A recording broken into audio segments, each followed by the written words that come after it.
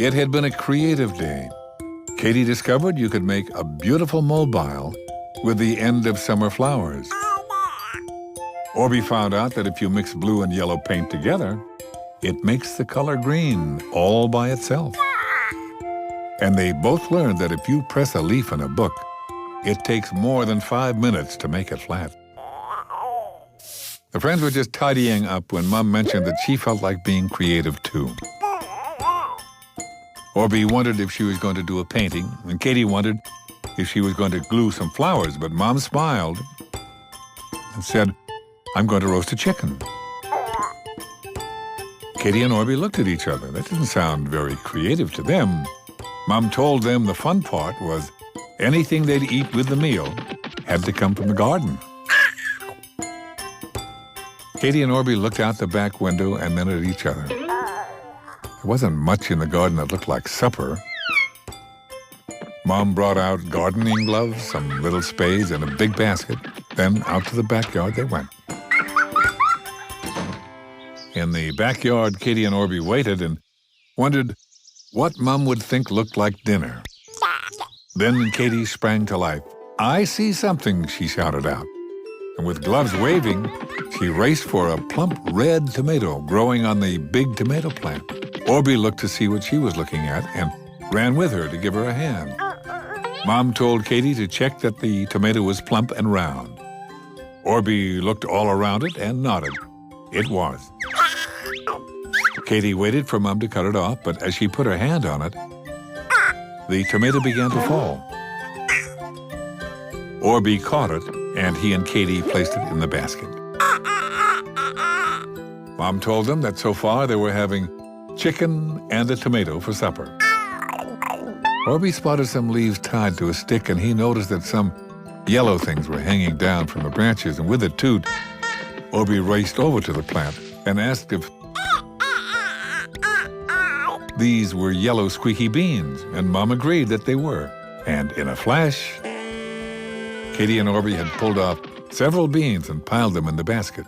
Mom told them that now dinner was chicken, a tomato, and yellow squeaky beans. At the very same moment, Katie and Orbie noticed some green, spiky leaves shooting up out of the garden. Orbie thought that maybe these were green spring onions. But Mom surprised him by pulling on the leaves, and there on the bottom was a big fat onion. There were two others, and Katie and Orbie each pulled one out. Orbie's was big and fat, and Katie's was small and longer shaped. Mom said that both would be delicious.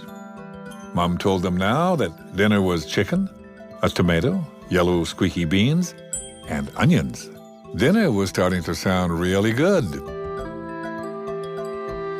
Katie and Orbie placed the onions in the basket. Mom asked what else could they eat. Well, they didn't have to look too hard because Orbie, who was trying to crouch down, stepped on something that was a little hard. He thought he'd broken a plant, but what he discovered was something kind of yellow under the ground. Mom told him to dig a bit.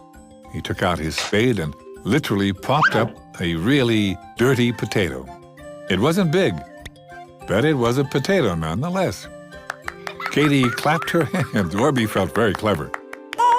Mom told them to dig around the bottom of the potato plants to see if there were any more. They found 7 potatoes altogether, and one was a big, fat one. Katie and Orbie decided that one would be for Dad. Katie and Orbie piled the really dirty potatoes into the basket. They had to be careful of the tomato because, as you well know, tomatoes squish. Mom told them that now dinner was chicken, a tomato, yellow squeaky beans, onions, and really dirty potatoes. The basket was pretty full. Mom and Orbie were trying to decide if they had enough for a delicious dinner when Katie, who was kind of onto the what's hidden under the ground idea, saw something. She scratched around a very feathery, leafy kind of plant and found something orange. Mom and Orbie decided one more thing would be perfect. Just as Katie told them, she had found one more thing. Mom looked and agreed that she had indeed found something that would be perfect to finish off their dinner. She grabbed the leafy part of the plant and pulled it straight up, and up came a bright orange and also very dirty carrot. Katie and Orbie shouted, "Hooray!" both set into pulling the carrots up out of the ground, and soon there were 5 big fat ones and 3 skinny ones.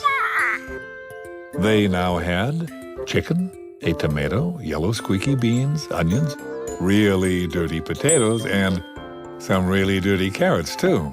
The basket was completely full.